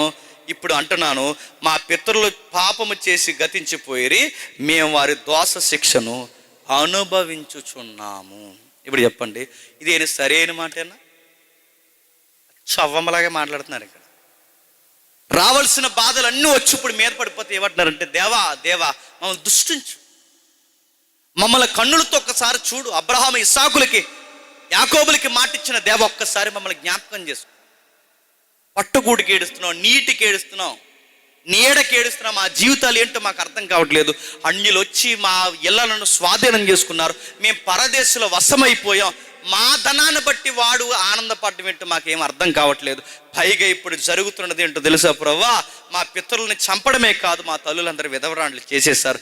చివరికి మేము చెదిరిపోయాం, కూడికి ఏడుస్తున్నాం. పట్ట కూటు కొరకు అన్యులకు మేము లోబడిపోతున్నాం. ఇదంతా ఎందుకు జరుగుతుందంటే మా పితరులు చేసిన పాపమును బట్టే కదా మాకు ఇలా జరుగుతుంది అంటున్నారు. ఒక విధంగా అది న్యాయమైనా, ఇది మాకు సంబంధం లేదు, ఇది మేము అనుభవించకూడదు, అంతా తప్పు మా ముత్తాతలదే, మా తప్పు కదని చెప్తున్నట్టు లేదండి. ఇది అచ్చు మనలాంటి ప్రార్థనలాగా ఉంది. ఇది మనం కూడా ఎలాంటి ప్రార్థన చేస్తాం చెప్పినా, కొన్నిసార్లు కొంతమంది తల్లులు ప్రార్థన చేస్తుంటే భయం వేస్తుంటుంది. వాళ్ళ ప్రార్థన చూస్తుంటే ఆవిడ ఏమేం చేస్తుందంటే ప్రార్థన, అన్ని కుటుంబాలు బాగానే ఉన్నాయి ప్రభువా, మా కుటుంబమే అంటే ఈవిడ అర్థం ఏంటి? పాడైపోతే ఇంక అందరూ పాడైపోవాలని. ఈదులు అందరు కొడుకులు బాగానే ఉన్నారు ప్రభా, మా కొడుకే అందరు కొడుకులు చెప్పండి, ఈవిడ కొడుకు ఏమనైతే అందరు కొడుకులు పోవాలన్నమాట. అన్నీ మనలాంటి ప్రార్థనలే. ఇశ్రాయేలు కూడా మనలాంటి ప్రార్థనలు చేస్తున్నారు చూడండి. వాళ్ళు కూడా ఏమంటున్నారు చూడండి, మా తండ్రులు చేసిన తప్పుకి మేమేం చేస్తాం ప్రభా, ఏదో పెద్ద న్యాయం అన్నట్టు. మా పితరులు చేసింది మేము ఎలా అనుభవిస్తాం అంటే ఇది లాజిక్గా అడుగుతున్నాను. ఆ మాట వాళ్ళు అనొచ్చా? మా పెద్దోళ్ళు చేసిన దానికి మేమెందుకు ఇలా చేస్తున్నాం, మా పెద్దోళ్ళు చేసిన తప్పుకి మాకెందుకు శిక్ష? ఇదో పెద్ద లాజిక్ అడిగినట్టు అడుగుతున్నారు. ఇది న్యాయబద్ధమైన పాయింటేనా? ఆ మాట అనడానికి మీకు రైట్ లేదు. ఎందుకు రైట్ లేదు? వాళ్ళు మీ పితరులు గనక, మీ తండ్రులు గనక, వాళ్ళకు పుట్టారు గనక ఖచ్చితంగా వారు ఏది చేసినా మీకు వర్తిస్తుంది. ఎలా వర్తిస్తుంది? ఏది చేసినా ఎలా వర్తిస్తుంది? ఎలా వర్తించడం ఏంటి? ఎలా వర్తించడం కాదు. ఇప్పుడు మీ పితరులు ఉన్నారు, మీ నాన్న బాగా తాగుబోతనుకో, ఆయన గర్భాన్ని పుడితే, బాగా వినాలి, నీ నాన్న బాగా తాగుబోతే అయితే ఆయన గర్భాన్ని పుడితే వాడు తెచ్చిన నష్టాలు ఎవరి మీద పడతాయి? ఈ మీద పడతాయి. లేదండి, తాగుబోతు కనుక వాడికి పుట్టాను కనుక ఇలా అయిపోయానంటే, ఇప్పుడు రివర్స్ చెప్తాను, ఎగ్జాంపుల్ వినండి. మీ నాన్న బాగా సంపాదించే డబ్బున్న వాడు అనుకోండి, ఆ డబ్బున్న నాన్నకు నువ్వు పుడితే ఇప్పుడు ఆ డబ్బులు నెక్స్ట్ ఎవరు అనుభవిస్తారు? నువ్వు అనుభవిస్తావు. అంటే నీకు లాభాలు వచ్చినప్పుడేమో లాజిక్లు మాట్లాడు, అదే నష్టాలు వచ్చినప్పుడేమో వీడికి పుట్టాను కాబట్టి ఇలాగ అయిపోయానంటావు. అడుగుతాను, ఇది న్యాయమా? లాభాలు వచ్చిన నానుంటే ఏమంటావు? ఇలాంటి తండ్రిని ఇచ్చినందుకు దేవా నేను ఎంత ధన్యున్నో అంటావు. అప్పుడు నోరు ఇప్పుడు ఎందుకు లెగుస్తుంది? మీ అయ్యలు మంచోళ్ళైతే, మీ అయ్యలు సంపాదించే వాళ్ళైతే ఆ సంపాదన మీరు అనుభవిస్తున్నారు. అదే మీ అయ్యలు చెడ్డోళ్ళైతే ఆ నష్టాన్ని కూడా మీరు అనుభవిస్తారు. ఎందుకు అనుభవిస్తారంటే దానికి సూత్రం ఒకటే, వాళ్ళకు పుట్టారు గనక. నచ్చినా నచ్చకపోయినా వాళ్ళతో జీవితాన్ని పంచుకుని, ప్రేగుని పంచుకుని పుట్టాం గనక, వాళ్ళ నుండి మనం వచ్చాం గనక ఖచ్చితంగా శిక్షణ మనం అనుభవించాల్సిందే. అలాగెలా కుదురుద్ది? వాళ్ళే మేమంటే అలాగెలా కుదురుద్ది అంటే, వాళ్ళకు పుట్టావు గనక మీ నాన్న చేసిన తప్పులకే ఈ రోజు నువ్వు ఇప్పటివరకు భరిస్తే, మీరు కూడా అదే తప్పులు చేస్తే నెక్స్ట్ మీ జనరేషన్ కూడా అలానే ఉంటుందని చెప్పడానికి శిక్షను అనుమతిస్తాడు. ఇప్పుడు చెప్పండి, అసూరియన్స్ వస్తున్నారు, కల్దీలు వస్తున్నారు, వీళ్ళ మీదకి తిరగబడుతున్నారు. వీళ్ళు వచ్చి తిరగబడుతున్నారంటే దేవుని అనుమతి లేకుండా వస్తుందా? ఏదైనా గొడవ జరుగుతుందండి, ఏదైనా గొడవ జరిగితే మీరు గుర్తుపెట్టుకోండి, దేవుని అనుమతి లేకుండా ఎవడైనా మన మీదకి రాగలడా? మరో మాట అంటున్నాను గమనించండి, ఏదో ఒక వ్యాధి వస్తుంది, ఆయన అనుమతి లేకుండా ఏదైనా వ్యాధి వస్తుందా? దేవుడు ఇలా అన్నాడు, ఇశ్రాయేలుని కాపాడేవాడు కొనుక్కుడు నిద్రపోడని మాత్రమే అనలేదు. ఆయన ఏమన్నాడంటే, ఆయన సెలవు లేకుండా చెప్పండి తల వెంట్రుకలు ఇంట్రుకు కూడా రాలదన్నాడు. అంటే ఇప్పుడు కరువు వచ్చింది, ఖడ్గం వచ్చింది, బాధ వచ్చింది, శత్రువు వచ్చాడు, నీళ్లు దోసుకున్నారు, పంటను దోసుకున్నారు, పిత్తలను చంపేశారు. ఇన్ని జరుగుతున్నాయంటే వీటన్నిటికీ పర్మిషన్ ఎవరు ఇచ్చుంటారు చెప్పండి? ఎందుకు ఇచ్చుంటాడు చెప్పండి? దేవుణ్ణి మర్చిపోయారు కనుక. దేవుణ్ణి ఎప్పుడైతే మర్చిపోయారో ఆ మర్చిపోయిన దాన్ని వీళ్ళ బిడ్డల జ్ఞాపకం చేయడానికి చెప్పింది జరిగించి చూపిస్తున్నారు. మీ అయ్యలకి పాఠం చెప్తాడు, మీ అయ్యలతో పాటు మీరు ఉన్నారు కనుక చెప్పండి మీకు కూడా పాఠము నేర్పిస్తాడని ఆ బాధను తీసుకొచ్చాడు. ఏం చేస్తున్నాడు? కిందికి, దాసులు మాకు ప్రభువులైపోయారు, వారి వశములో మమ్మల్ని విడిపింపగలవాడు ఎవ్వడును లేడు, ఎడారి జనుల ఖడ్గమ వలన ప్రాణమునకు తెగించి మా ధాన్యము తెచ్చుకొనిచున్నాము, మహాక్షమ వలన మా చర్మము పొయ్యి వలె నలుపెక్కెను, శత్రువులు సీయోనులోని స్త్రీలను చెరిపేశారు, యోధా పట్టణంలోని కన్యలను చెరిపేశారు, చేతులు కట్టి అధిపతులను ఉరి తీసేశారు, వారు ఏమాత్రము పెద్దలను గనపరచలేదు, యవనులను తిరగట్రాయికి మోపారు, బాలురు కట్టెలు మోయచేరక తడబడిరి, పెద్దలు గుమ్మాల యొక్క కూడుట మానేశారు, యవనస్తులు సంగీతము కూడా మానేశారు. ఇవన్నీ ఏం జరుగుతున్నాయి? ఒకప్పుడు వీళ్ళకి బాగా సుఖాలు పడిపోయి పెద్దోళ్ళందరూ కలిసి ఇంకా ప్రార్థనలు ఏమంట, ఈ పెద్దోళ్ళందరూ కలిసి రచ్చబండలో మీటింగ్ పెట్టుకుని కూర్చుంటున్నారు ఊరి చివరన ముచ్చట్లో. ఆ ఇంట్లో అలా జరిగింది, ఇంట్లో ఇలా జరిగిందని చెప్పుకోవడం. పెద్దోళ్ళందరూ కలిసి ఆ ఊరి చివరిని మీటింగ్లు పెట్టుకుంటున్నారట. చిన్నలందరూ కలిసి ఏం చేస్తున్నారట? సంగీతం, ఎంటర్టైన్మెంట్ ప్రోగ్రామ్స్ అంట. సెంటర్లో ఏమో యవనస్తులందరికీ ఎంటర్టైన్మెంట్, సెంటర్లో ఉన్న ఆ ఈదులన్నీ పెద్దోళ్ళకి అందరికీ రచ్చబండ అరుగులు అన్నమాట. ఎక్కడికక్కడికి దేవుడు లేదు, ప్రార్థన లేదు. చివరికి వీళ్ళందరూ ఏం చేశారంటే దేవుడిని పూర్తిగా మర్చిపోయారు. అందుకు దేవుడు ఏమనుమతించాడు తెలుసా? శత్రువుల్ని దేశం మీదకు అనుమతించాడు. ఇప్పుడు చెప్పండి, మనం కూడా దేవుడిని మర్చిపోతే ఇశ్రాయేలు మీదకి శత్రువుని అనుమతించిన దేవుడు శత్రువు లాంటి వ్యాధులు మన మీదకు అనుమతించడం ఎలా అనుకుంటున్నారు? ఇశ్రాయేలు మీదకి బాధను అనుమతించిన దేవుడు మనకిచ్చిన వాటిని తృప్తి పొందిన తర్వాత మనం దేవుడిని మర్చిపోతే బాధని, కష్టాన్ని మన గృహాలకి పంపించడని ఎలా అనుకుంటున్నారు? ఖచ్చితంగా పంపిస్తాడు. నీకు ఆరోగ్యం ఉన్నంతకాలం దేవుడి విలువ తిరిగిపోతే నీ ఆరోగ్యానికి ఒక ముట్టిక వేస్తాడు. నీకు డబ్బు ఉన్నంత కాలం దేవుడి విలువ తెలియకపోతే నీ ఆర్థిక పరిస్థితుల మీద ఖచ్చితంగా దేవుడు కొడతాడు. నీ ఇంటిని బట్టి నువ్వు సుఖానికి మరిగి నీ ఇల్లును చూసి నువ్వు మురిచిపోతే నీ ఇంటికి నీకు పాఠం ఎలా చెప్పాలో దేవుడు ఒక స్కెచ్ చేసి కూర్చుంటాడు. దేవుడికి ఇవ్వడమో తెలుసు, మాట వినకపోతే మొట్టికాయ లేసి వెనక్కి లాగడం కూడా తెలుసు. బాగా వినండి, దేవుడికి అన్నీ తెలుసు. దేవుడి కార్యాలు గొప్పగా జరుగుతాయి. దేవుడి కార్యాలు మనకు కొన్ని పాఠాలు నేర్పించడానికి ఆయన అనుమతిస్తాడు. అలాంటి అనుమతులు జరుగుతాయి అంటే జరుగుతాయి. ఇప్పుడు వచ్చిన తర్వాత ఏం చేయాలి? ఇప్పుడు యెరెమీయా చెప్పాలి. మళ్ళీ ముందు యెరెమీయా చెప్పినట్టు ఇప్పుడు జరుగుతుంది. ఇప్పుడు యెరెమీయా చెప్పినట్టు జరుగుతుంది కనుక ఇప్పుడు దీని నుంచి బయటికి రావాలంటే మళ్ళీ ఎవరు చెప్పాలి? యెరెమీయానే చెప్పాలి. ఇప్పుడు యెరెమీయా శ్రమల్ని ఎదుర్కోవాలి అంటే ఎలా చెబితే శ్రమలు ఎదుర్కొంటే శ్రమలు పోతాయి చెప్పు. శ్రమల దగ్గరికి వెళ్ళి శ్రమల్లారా పొండి పొండి పొండి ఇంక మా దగ్గరికి రాకండి అంటే పోతాయా? శ్రమలారా పొండి పొండి పొండి పొండి అంటే పోతాయి. కొంతమందికి అదో నమ్మకం ఉంటుంది తెలుసా, ఎక్కువసార్లు ఏదన్నా అనుకుంటానంట అదే జరిగిపోతుందంట. నేను అడుగుతున్నాను, నేను ఎక్కువసార్లు అనుకుంటాను సీఎం అయిపోవాలని, అయిపోతానా? అడుగుతున్నాను. ఇలాంటి మూఢనమ్మకాలు బయట వాళ్ళు నమ్మడం కదండి, క్రైస్తవులు నమ్ముతారు. ఇప్పుడు మినిస్ట్రీస్ ఉన్నాయి, పేర్లు అడగండి. ఆ పెద్ద ఆయన ఏమంటాడంటే నోటుతో ఏది పడుతుందో పలక్కో, దేవుడు తదాస్తాని ఎత్తాడు. దేవుడు తదాస్తాని ఎందుకంటే నీ తలకాయ. వాళ్ళు ఆ జమినీ దేవుళ్ళు ఉంటారు, వాళ్ళు ఉంటారులేండి, నేను పేర్లు డైరెక్ట్ చెప్పట్లేదు. ఆ జమినీ దేవుళ్ళని నమ్ముతున్నామేమో. వాళ్ళు తదాస్తాని బ్యాచ్ వాళ్ళు టిన్స్ ఉంటారు, గోసీలు ఎట్టుకుని అలా ఉంటారులేండి. ఆ దేవుళ్ళు మీరు చూస్తుంటారు, జమినీ టీవీ మీద వచ్చి చూసారు పొట్టోళ్ళు. వాళ్ళు ఎవరు అనుకుంటున్నారు? దేవుళ్ళు. వాళ్ళిద్దరు ఎవరికి పుడతారు అనుకుంటున్నారు? మీరు ఫిలాసఫీ చదవండి ఇంటికి వెళ్ళిన తర్వాత. ఆ పొద్దున్నే వస్తాడు కదా ఆయన పుడతారు, వాళ్ళిద్దరు పిల్లలు అనమాట. మరి సూర్యుడు పుట్టమేటో నాకేం అర్థం అవుతుంది. సర్లేండి, వదిలేండి. వాళ్ళ తదాస్తు దేవుళ్ళు అంటారు. ఇలాంటిది మన వాళ్ళు నమ్మడం ఏంటండి? ఎక్కువ ఏదైనా అనుకుంటే సరిపోద్దంటే ఇప్పుడు అడుగుతున్నాను, శ్రమ పోవాలంటే పోద్దా? కరోనా టైంలో ఎలాగన్నారు, కొంచెం గ్లాసు కట్టుకుని మేడ మీదకి వచ్చి అన్నారట, టంగ్ మనం కొట్టి 1 2 3 కరోనా ఓ అన్నారంట. పోలేదు, వచ్చేస్తుంది, మళ్ళీ రెడీగా ఉంది.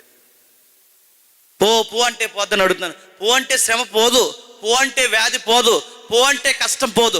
మరి ఏం చేస్తే పోద్ది?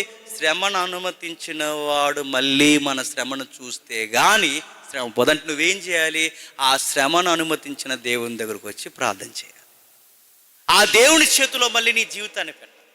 ఆ బాధ కలిగించడానికి అనుమతించిన దేవుడి చేతిలో నీ బాధను పెట్టాలి. ఆ కష్టము కన్నీరు జవాబుని దేవుడికి తెలియచేస్తే కానీ దేవుడు మళ్ళీ నీకు జవాబు ఇవ్వడగాక ఇవ్వడు. దేవుడు ఇవ్వడగాక ఇవ్వడు. మరి ఏం చేయాలి ప్రభు అంటే ఇదిగో చెప్తున్నాడు, ఇర్మియా ద్వారా మాట్లాడుతున్నాడు. ఏం చేయాలి ఇప్పుడు చెప్తున్నాడు చూడండి. అంటే ఈ 3వ అధ్యాయంలో బాధపడుతున్న వ్యక్తి ఎవడు? ఈ 3వ అధ్యాయంలో బాధపడుతున్న ఈ నరుడు ఎవరంటే ఇర్మియా గ్రంథం చెబుతుంది, విలాప వాక్యాలు చెబుతుంది. ఆయన ఎవరో కాదు, ఆ బాధపడుతున్న వ్యక్తి ఇశ్రాయేలు పక్షమున బాధపడుతున్న వ్యక్తి ఇర్మియా. నేను బాధను అనుభవించిన నరుడు నన్ను ఎందుకు అంటున్నాడు? ఇశ్రాయేల్ అందరినీ ఒక వ్యక్తిగా మార్చుకుని ఆ బాధ అంతా ఈయన మీదేసుకుని వాళ్ళ పక్షమున మాట్లాడుతున్నాడు. నేను బాధను అనుభవించిన నరుణ్ణి దేవుడే నా జీవితంలోని కొన్ని అనుమతించాడు. దేవుడే నా జీవితంలో కొన్ని అనుమతించాడు. ఆ అనుమతించిన దేవుని బట్టి నేను బాధపడుతూ కొన్ని విషయాలు నేర్చుకుని, ఇశ్రాయేలు సమాజమా, ఇశ్రాయేలు జనాంగమా, మీరు నేర్చుకోండి. ఏం నేర్చుకోవాలంటే ఈ శ్రమల టైంలో కొన్ని సూత్రాలు మీరు నేర్చుకోండి. ఏం చేయాలి? 24 వచనం చెప్తున్నాడు చూడండి. యెహోవా నా భాగమని నేను అనుకొనుచున్నాను, ఆయన యందు నేను నమ్మిక ఉంచి ఉన్నాను. నన్ను ఆశ్రయించు వారి ఎడల యెహోవా దయాళుడు.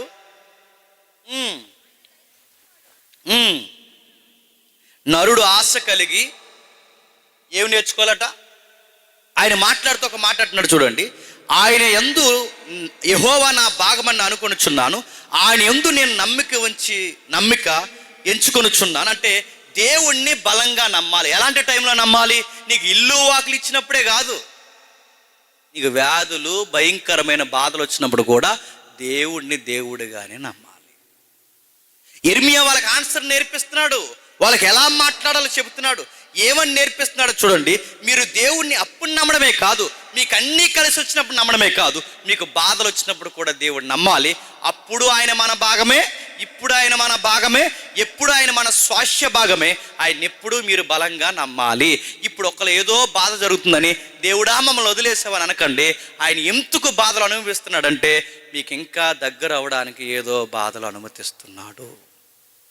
ఏదో బాధలు అనుమతిస్తున్నాడు. ఏం చేస్తా ప్రభు అంటే ఆ ఇర్మియా చెప్తున్నాడు, ఏమీ లేదు, నేను బాధపడుతున్నప్పుడు నేను ఒక మాట నేర్చుకోవాలట మనుష్యుడిగా, యెహోవా దయాళుడని నేర్చుకోవాలి. బాధల్లో ఏం నేర్చుకోవాలట?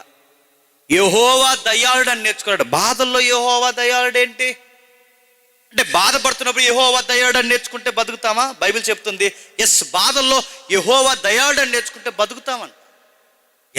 ఎలా అంటే ఇప్పుడు బాధపడుతున్నామండి, శ్రమతో ఒక ప్రాబ్లం ఉంది, బాధతో ఒక ప్రాబ్లం ఉంది.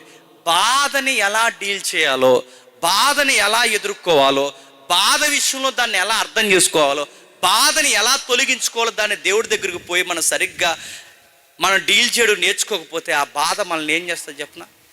సూసైడ్ చేసుకునేలా చేస్తుంది. ఇప్పుడు సంసారం బాధలు ఉన్నాయండి, తల్లికి ఎన్నో బాధలు ఉంటాయి. ఆ బాధలు సంసారంలో వాళ్ళు తట్టుకోలేక ఏం చేస్తారు చెప్పండి? ఇంకేముంది, పక్కన ఉంది కదా మీ బంగాళాఖాతం, అందులోకి పోతారు. సముద్రంలోకి దూకేస్తుంటారు, నదిలోకి దూకేస్తుంటారు, బావిలోకి దూకేస్తుంటారు, ఫ్యాన్ వేసుకుంటామంటారు. ఇంకా చెప్పండి, ఇంక ఫ్రీగా వస్తుంది గ్యాస్, ఆ గ్యాస్ స్టవ్ వెలిగించేసుకుంటామంటారు. ఇంకా చెప్పండి, పురుగుల మందు తాగేస్తారు, రకరకాలు చేస్తారు. ఎందుకు అలా చేస్తున్నావు? నువ్వు క్రైస్తవురాలు కదా, నువ్వు ఇలా చేస్తున్నావు ఎందుకంటే ఆమెకు శ్రమను ఎలా డీల్ చేయాలో తెలియట్లేదు. మాట్లాడితే చాలామంది భర్తలకి భార్యలకి గొడవలు వచ్చినప్పుడు ఏం చేస్తారంటే టపాలు మన గొడవ వచ్చిన వెంటనే లోపల పోయి గడెట్టేసుకుంటారు. నేనైతే తీయమన్ను, ఎట్టుకో అంటాను, పెట్టుకో. ఒక వీడియో చూశాను నేను. ఆ వీడియోలో ఒకడు వచ్చి ఆడిని బెదిరిస్తున్నాడు. ఏయ్ మాట లేదంటే మీ ఆవిడని చంపేస్తా అన్నాడు. ఆడన్నాడు చంపే, ఇంకో దాన్ని చేసుకుంటా అన్నాడు. ఇక అర్థమైందో మాట్లాడితే డోర్లు వేసాడు, మాట్లాడితే గ్యాస్ దగ్గర పోవడం, మాట్లాడితే ఫ్యాన్ వైపు చూడడం, కుర్చీ ఎక్కడానికి మళ్ళీ మనకి వినబడేలా చెప్పడం. యెసువారు తినంగా చేయాలి, మళ్ళీ మనకి కామెంటరీ ఒకటి. అలానే ఎవరిని చేయమని కదండో నా ఎంకరేజ్మెంట్. మళ్ళీ చెప్తున్నాను, ఇలాంటి బెదిరింపులు చేస్తాడు. అంటే చిన్న శ్రమను కాపురంలో తట్టుకోలేనప్పుడు నువ్వు క్రైస్తవ స్త్రీగా నీ కాపురం చేయడం వచ్చిందా? పురుషులు ఉంటారు, వీడికి ఏదో బిజినెస్లో ప్రాబ్లం వచ్చిందంట. బిజినెస్లో ప్రాబ్లం వస్తే తాగుతావరా? ఏం తాగుతాడు? తాగే తిరుగుతున్నాడు. ఆడికి బిజినెస్లో ప్రాబ్లం వస్తే తాగుతాడు. బయటోడికి ఏదన్నా బిజినెస్లో ప్రాబ్లం వస్తే తాగుపోతే అయిపోతున్నాడు. అంటే నీకు బాధలు ఎదుర్కొనలేక తాగేస్తావా? అరే బాధను తట్టుకోలేక సిగరెట్ అలవాటు చేసుకున్న వాళ్ళు లేరు, బాధను తట్టుకోలేక తాగులు తాగిన వాళ్ళు లేరు, బాధను తట్టుకోలేక సూసైడ్ చేసుకున్న మగాళ్ళు లేరు. మధ్యకాలంలో వీడియోలు వచ్చినాయి, మీరు చూసారు లేదో, వాళ్ళ ఆవిడ బాధ పెట్టిందని చెప్పాడు సూసైడ్ చేసుకుని. మరి ఇది మరీ ఇడ్డూరం అండి. వాళ్ళ ఆవిడ బాధలు తట్టుకోలేక ఇప్పుడు కొత్తగా సుప్రీంకోర్టు పురుషుల సైడ్ కూడా ఆలోచిస్తుందంట. ఎందుకు?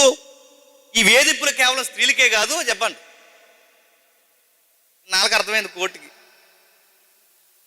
ఏమైనా చూడండి, ఎలాంటి బాధలు తట్టుకోలేక, మీరు అర్థమవుతుందో లేదో, మగాళ్ళు కూడా కొన్ని తట్టుకోలేక తాగుబోతులు అయిపోతున్నారు, తిరుగుబోతులు అయిపోతున్నారు, రైల్వే ట్రాక్ల మీద పడి చచ్చిపోతున్నారు, ఎల్లెల్లి లారీల కింద పడి చచ్చిపోతున్నారు. దేనికంటే శ్రమని ఎలా తొలగించుకోవాలో తెలియడం రాక, శ్రమను తట్టుకునే శక్తి రాక, కాపురాలు చేయలేకపోతున్నారు, కాపురాలు భార్యతో చేయలేకపోతున్నారు, బిజినెస్లో ఏదైనా ప్రాబ్లం వస్తే తట్టుకోలేకపోతున్నారు, ఏదన్నా వ్యాధి వస్తే నాకేంటి ఇలాంటి వ్యాధి వచ్చిందని చెప్పి ఆ వ్యాధి తీరు ఉపశమనం ఉందని తెలిసే లోపే కంగారు అయిపోయి ఏం చేస్తున్నారు చెప్పి ఆ వ్యాధి కొరకు ఆత్మహత్య చేసుకుని చచ్చిపో.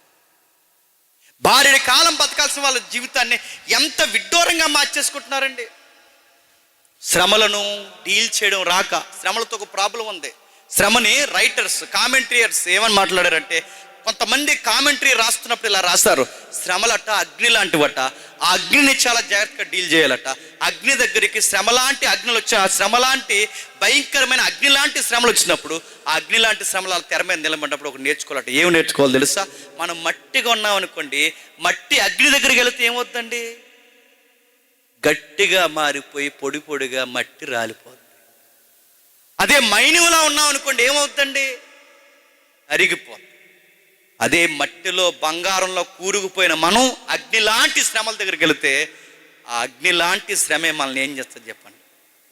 బంగారంలో మార్చేస్తుంది. ఈ సూత్రం మీకు అర్థమైతే, శ్రమలు ఎందుకు వస్తాయి అంటే తెలుసా?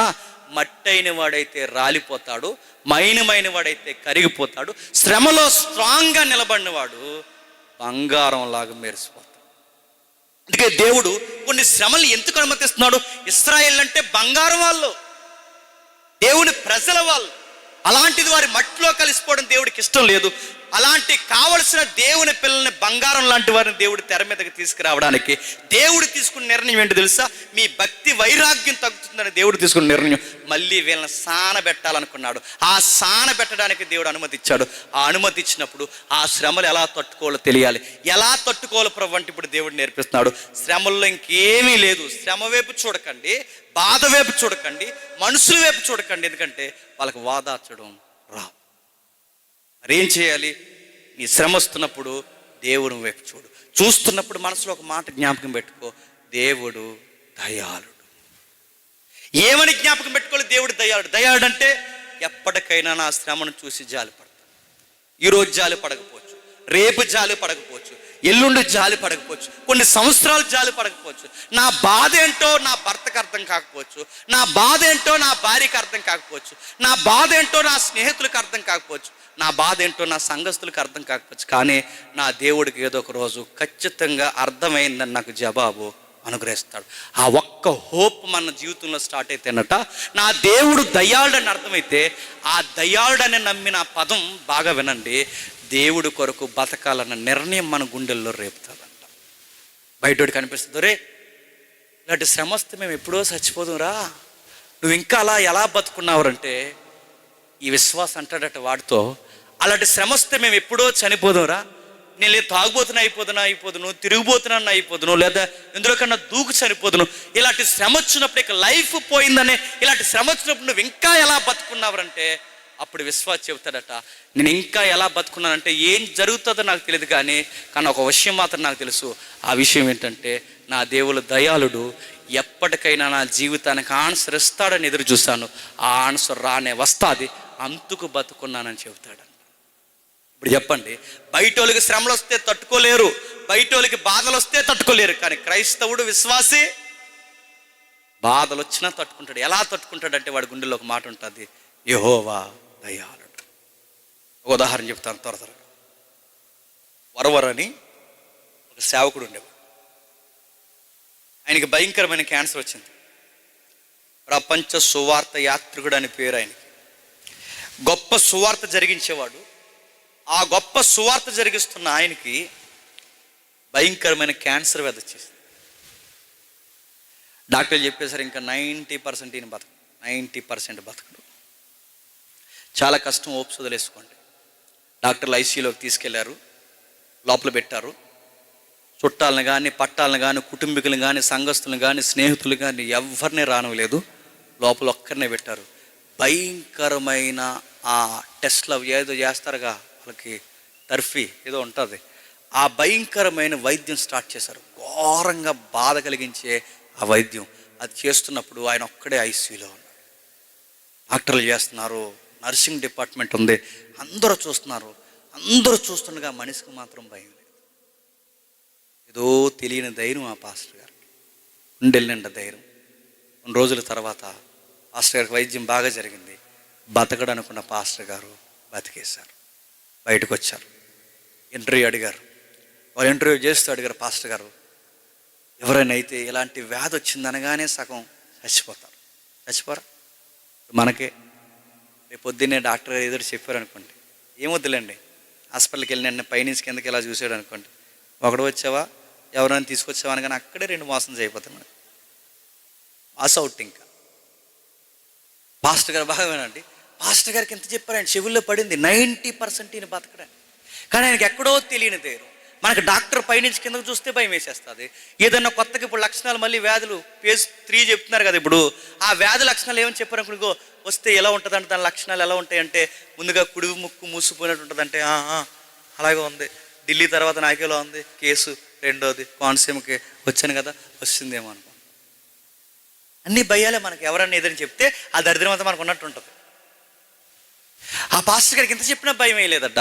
సంఘస్థులు లేరు, జీవిత భాగస్వామి లేదు, తన అయిన వారు లేరు, కొడుకులు లేరు, కూతురు లేరు, అయినా ధైర్యంగా ఉన్నారు, బతికి బయటకు వచ్చారు. అప్పుడు పాస్టర్ గారిని అడిగారు, ఇంత ధైర్యంగా మీరు ఎలా ఉండగలిగారు పాస్టర్ గారిని అడిగితే, ఆ పాస్టర్ గారు చెప్తున్నారు, నాకు ఏమీ లేదు కానీ ఒక మాట గుర్తుంది, అది లంగర్ లాగా నన్ను పట్టుకుంది. ఆ లంగర్ అంటే ఏంటో తెలుసా, ఒక వాడ కదలకుండా స్ట్రాంగ్గా ఒక వాడను పట్టుకునే లంగర్ ఎలాగైతే ఉంటుందో, నా జీవితం అటు ఇటు ఊగిసలాడు ఆడకుండా నా విశ్వాసం అనే వాడని లంగరేసి పట్టుకున్నట్టు ఒక మాట నాకు దొరికింది. ఆ మాట ఏదో కాదు, యెహోవా దయాళుడు. నన్ను చూసి నా సంఘస్థులు జాలి పడుతున్నారు, నన్ను చూసి నా కుటుంబీకులు జాలి పడుతున్నారు, నన్ను చూసి డాక్టర్లు కూడా జాలి పడుతున్నారు. ఎంతమంది జాలి పడినప్పుడు నన్ను పుట్టించిన దేవుడు ఎందుకు దయ కలిగి జాలి పడతాడు ఆయన. ఒకవేళ బతికిస్తే ఆయన కొరకు బతుకుతా, లేదు ఇక్కడతోనే నా జీవితం ముగిస్తుందంటే అయినా నాకు సంతోషమే, పోయి ఆయన కౌగిట్లో నేను చేరుకుంటా, ఏది జరిగినా నాకు సంతోషం అని చెప్పి ఆ పాస్టర్ గారు చెప్పిన ఆన్సర్కి హాస్పిటల్ యాజమాన్యానికి, విలేకరులకి మతిపోయిందంట. ఆ పాస్టర్ గారు బతకడానికి కారణం ఏంటి చెప్పినా ఒకే ఒక్క మాట. ఇప్పుడు మనం చదువుకుంటున్నామే, యెహోవా దయాళుడు. ఇప్పుడు చెప్పండి, మీకు వ్యాధి వచ్చినా, బాధ వచ్చినా, శ్రమ వచ్చినా, కష్టం వచ్చినా, కన్నీళ్ళు వచ్చినా, మిమ్మల్ని నమ్మినోళ్ళు ఎన్ని పోటు పొడిచినా చివరికి మీ కుటుంబమే మీ మీద తిరగబడిపోయిన, ఏది జరిగిపోయినా ఎవ్వరికి ఏ వివరణ ఇవ్వకండి. ఆ వివరణ వెనకాల ఒకే ఒక్క మౌనం పెట్టుకోండి.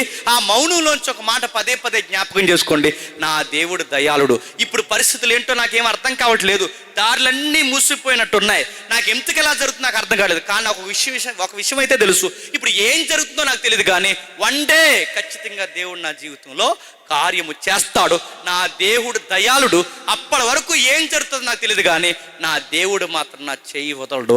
నా దేవుడు దయ కలిగిన వాడని నమ్మాలట. అలా నమ్మితేనట, బాగా వినండి, శ్రమలను జయించే శక్తి వస్తుంది.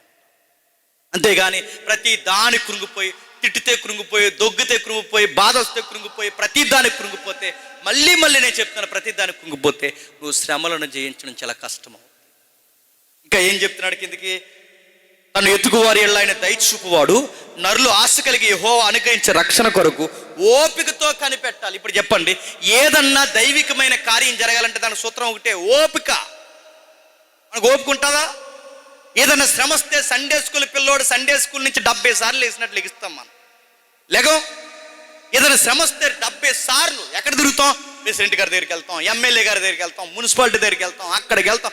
ఎంతమంది మోతుబరులు ఉన్నారు అంతమంది మోతుబరులను సంప్రదించేస్తాం. అయ్యా ఆ చుడు, ఆ అయ్యలు ఏం చేయరు నిన్ను. ఎలక్షన్ తర్వాత ఎలక్షన్ వచ్చింది తప్ప, ఆ ఎలక్షన్ టైంలో తప్ప ఇంకెప్పుడు నిన్నేమి చేయరా.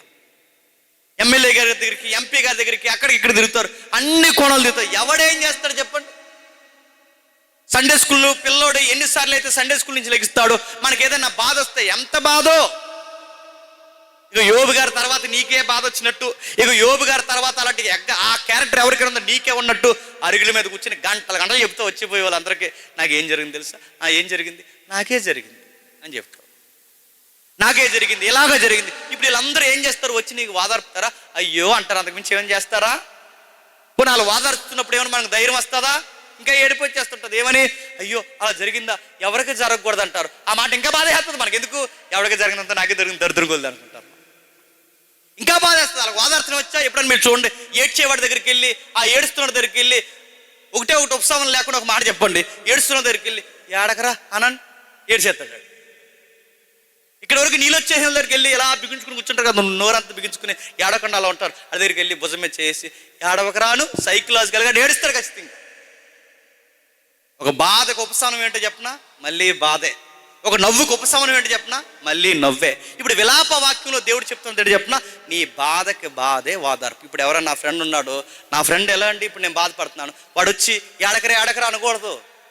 ఆ బాధపడుతున్నప్పుడు నిజంగా నా స్నేహితుడైతే నేను ఏ పాయింట్ మీద బాధపడుతున్నానో వాడు కూడా అదే పాయింట్ కొరకు నా విషయంలో వాడు బాధపడితే నాకు ఎలా ఉంటుంది చెప్పనా, నా కోసం ఏడ్చే మరొకడు నా కోసం ఉన్నాడు అనిపిస్తుంది.